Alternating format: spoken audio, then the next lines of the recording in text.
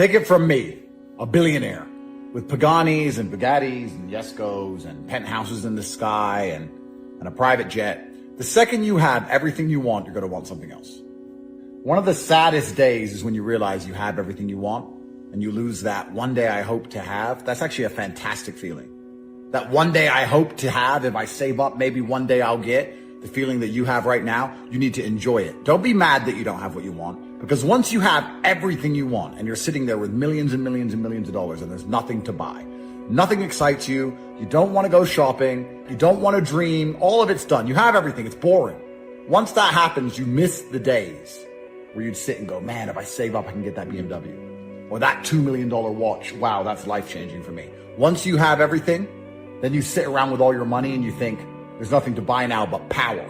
And that's why the rich people do what they do with politics, because there's not enough items on earth worth buying. And that's where people's minds get warped.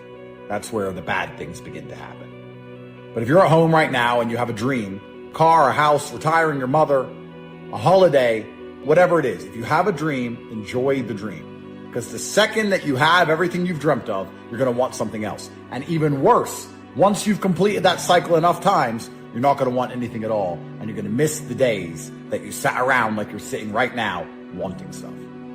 Humans are ungrateful, and hedonistic adaptation is a bitch. No matter how much you have, no matter how well you do, you're going to get used to it, and it's not going to feel fantastic anymore. This morning, I woke up and had a $400 cigar. My butlers had prepared my coffee. I enjoyed it before watching $60,000 to $70,000 worth of luggage get placed into a GLS Maybach, walked out with my brother, who I adore, into a GLS Maybach, got inside. We drove to the private jet terminal.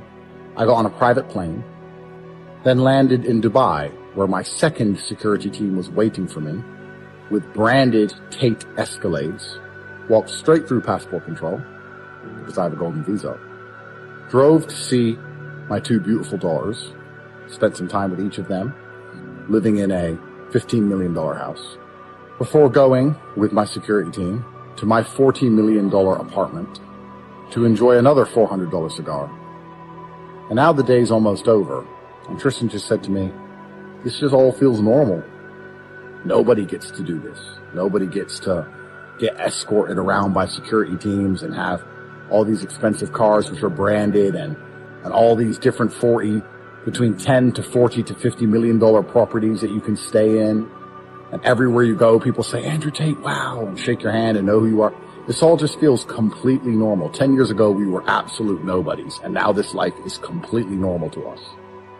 And tomorrow I'm going to wake up and have another $400 cigar, and my other butler team, the one in Dubai as opposed to the one in Romania, are going to prepare my coffee before I get in my Bugatti and go off to work meetings and all these expensive buildings, talk to all these important people. And it feels like everyday life. Hedonistic adaptation is a bitch. No matter how fantastically you build your life, it's always going to feel normal. Even if you become a billionaire, it's going to feel completely normal to you. And sometimes you have to just slow down and remember that you're richer than everyone else. Think of the last thing that really stressed you out, really upset you. A few years ago, you were really stressed about that issue, that thing that went wrong, that thing that happened, and now you don't care. So you spent all that time and wasted all those days stressed and depressed about something you no longer care about at all, which means that you shouldn't care about any of the things you're currently stressed or depressed about, because in the future, you're not going to care about them either. And one day you're going to die, and you would have wasted days doing less than you could have done because you were concerned about shit that eventually you're not going to be concerned about. It's sunny outside. You understand? It's sunny. Your arms work. Cheer up. I know it's easier to say than actually do, to blink and cure your brain and instantly be unaffected by things. But you need to understand that time's a healer, and it all works out in the end. And the most crazy thing about life is all the things that happen that you hate, that are bad, in the end, you're glad they happened. Think how much you grew as a person. That's what life's about. It's the journey. If you're not growing, if you're not changing, if there's no dark, there is no light. There is no life at all. All of the bad things are light. The heartbreak is love. You need to have the ability to care about things enough to get things done. You don't want to sit around doing nothing. But also, when the time comes, when it's sunny, and you're sitting in Dubai enjoying your life, that you can just turn your brain off and stop caring about any of it. Selective. Your outrage, your personal resentment needs to be selected. You turn it on, you turn it off. And that is the secret to a fantastic life and winning all of the time. I really believe God's given me one of the best lives, and I can't complain about anything bad that's happened.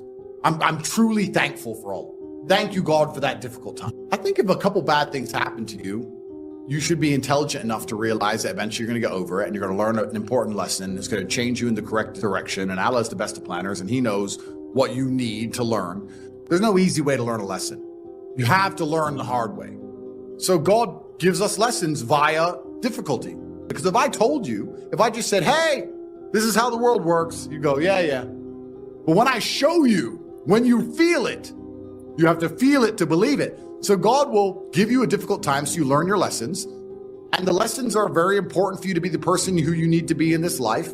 I'm thankful for all the lessons He's given me. He's bestowed knowledge upon me. How could I not be grateful to God for making me so intelligent and wise? How did I know how the world works? You have to have difficulty happening to you all the time. So when you sit and say, I want an easy life, what you're saying is you're a dummy. You want to stay a dummy. I want an easy life, and I don't want anything bad to happen to me, because even though it will teach me lessons, I'm too big of I can't handle the emotional pain. So you want to stay a dumbass. If I want to be smart, then hurt me. All of the wisdom I have, all of this knowledge I speak, all of these things I say have been learned through basically difficulty of life.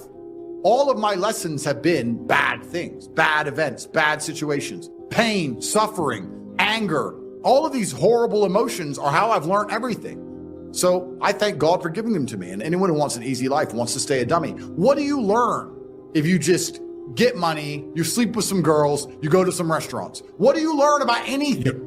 Once you understand all of the bad things and good things that come into your life are a perfect plan from God Himself, you're going to be a lot less affected by the bad things. In the end, you're going to be happy it happened. I often ask people, is there anything bad that's happened to you in the past at the time you were distraught about that you now wish didn't even happen? And truthfully, you're like, no, I'm kind of glad it all happened because of, right? If you know in a year from now you'll be glad it happened, why be upset about it happening now? You have to be cerebral enough about things. And I think if you take these approaches, it's pretty easy to be a happy, contented, balanced person. I don't think there's any serious magic to happiness. I think it's a choice, and it's pretty easy to do. You often find that people who are struggling but know exactly what they're supposed to do, if they're getting up every day and they're grinding and don't have what they want yet, but they believe they're going to get it, and they're trying their very best, and they're dedicating themselves, they're very happy. Perhaps the people who are born with a trust fund and unlimited money and have no struggles in their life are truly the miserable ones. I think that a lot of people don't understand that it's all of the challenges and struggles that's going to make them, it's either going to make or break them. They took some of the most stressed people in the world, CEOs, etc. And the ones who believed that stress was really bad for them were dying earlier because of the cortisol inside of their blood. But the ones who believed that stress was good for them and it made them perform, I perform under pressure, stress is good for me, they were living longer. So the same drug inside of their blood, how they framed it inside of their mind had different effects on their body. Every time I feel stressed or under pressure, I get excited. But what you have to do is frame it inside of your mind and understand that all of those problems are going to allow you, give you the fuel, the unlimited motivation that you need to become a successful and beautiful individual if you frame it in the right way. The best men in the world have gone through shit. So the best thing you can do as a man is look and go, okay, I feel negative because these are all so difficult. I'm struggling with X, Y, Z. Let me internalize all of that and turn it into a superpower. Let me become genuinely uncomfortable with my situation in life and go and fix things. Because like I said, the universe is absolutely and utterly very giving. And if you truly hated being in the position you were in, you wouldn't be there very long. People think when bad things happen to them, somehow they're a victim to the universe and bad things only happen to me and this is so terrible. They don't understand that bad things happen to everybody, and the most successful person you know had all those, probably at least the same bad things happen to them. They just framed it differently and used it. So many men say to me, oh, how I don't feel happy. I'm like, so? You think I'm happy? I've got nearly $1 billion. I'm still stressed. I got criminal convictions, work to do. I was up at 6 a.m. I got to go here. I got to go there. I've got to train. I've got to do this. I've got to do that. At what point do you think you've earned the right to wake up as a man and feel happy? Losers have this problem with temporary motivation. A loser will come and say, I really want to change my life. And they'll mean what they say for about 2 days. And then they're happy to go back to being a loser again. And that's why they never escape. They never get the terminal velocity required to break free from the atmosphere of mediocrity. I'm conditioned to win, but I'm not going to lie and pretend that that mindset means I live stress-free, because I'm looking for problems to solve, because I'm looking for money to make. I'm looking to win. Everybody is the exact same amount of stressed and anxious. Nobody is less depressed than you are. Nobody is going through life with less worries than you have. We feel the same. So for that reason, why not have a huge empire? You think that if you don't try very hard, you won't have worries and stress. If you don't put yourself out there, you don't take risks, you don't have to worry about it all going wrong. But now you're just stressed and worried about the bills. And now you're mad that your car broke down and everyone else drives Lamborghinis. Don't you understand that you can either be stressed and miserable and worried about the fact that your massive, monumental empire might be collapsing around you because federal agencies are after you. You can be one of the most famous men in the world, and you can have all the stress and anxiety and pressure that comes with that. Or you can have all the stress, anxiety, and pressure that comes with sitting in the commute on your way to your bullshit job in Starbucks, depressed because your car is crap and you can't get a girlfriend. You're going to be stressed, you're going to be depressed, you're going to be anxious all of the time, no matter what you do. So why not use your time to build a massive empire? And at least then it's worth being stressed and anxious and depressed. Happiness doesn't exist. Forget the happiness. You're never going to feel that way. So the way you feel right now is worth it if you have a massive empire, and it's not worth it if you don't. There is no such thing as building this fantastic dream life where you don't feel that way. You're going to feel like shit no matter what you do. So just go win. It doesn't matter. Who gives a shit? I'm happy to be anxious and worried and nervous. I'm happy to have all those things because I have a fantastically large empire. It's worth it. I would not be happy to feel that way if I had your life. You know what I always found? The one thing that was always amazing to me, and this happened to me even just the other day.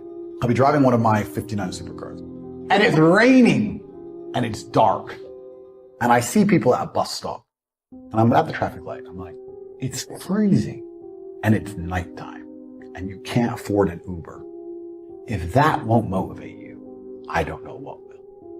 You're going to stand there for 45 minutes in the freezing cold and waste your time to save a couple dollars on an Uber? And you're just fine with that? And you're going to come home, took the bus today, and you don't feel panic to get rich?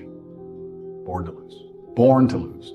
If that won't motivate you, especially as my 5.2 liter V10 Lamborghini is humming right next to you standing there. And you're standing there with your coat on, your hood up. I don't know when the bus will come. It's been a while today.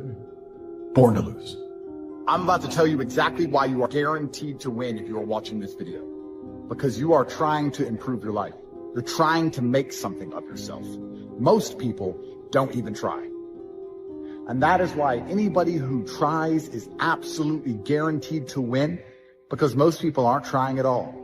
Every single car around me is owned by a trier. There's some guy out there, I don't know who it is, who has one of the most famous cars in the world, Bugatti Chiron Pure Sport, 812 competition. This is all owned by triers. People who had an idea and thought, I'm going to dedicate myself to this idea. I don't know if it's going to work, but I'm going to dedicate myself and I'm going to try my very best and see what happens. And the miracle of trying is that most people don't try at all. You can walk into the diamond mine and scoop up the diamonds because most people are too lazy to walk in. If you are watching this, if you are prepared to dedicate yourself, if you're prepared to try, you are going to win because most people never do. And once you get to the top, you're going to understand it was doable. And the people crying and lamenting that their life sucks at the bottom, to a degree, deserve it. This is why people at the bottom were like, oh, the rich don't help the poor. The rich try and help the poor, but you can't help people who won't help themselves. Because they didn't try when everyone who's up here did try. It's an elite club of triers. There's a story my father told me. He said every morning there arises a gazelle that realizes that he must run faster than the fastest lion or he will die that day. On that same desert arises in the morning a lion that realizes that he must run faster or he will starve. No matter who you is, when you wake up in the morning, you need to be running. What it takes to be hungry to win. Number one is called mental strength. I'm not going to be among those who just watch and say, isn't this awful? There are people who are feeling hopeless, powerless, that they have no control over what's going on with them. But you do. When you're hungry to win, you spend your time and your energy being a warrior, not a worrier. And when you have something that you want to do, when life has knocked you down and slapped you around, In order for you to get back up, you got to be hungry to win. Life demands that you pick up the pace.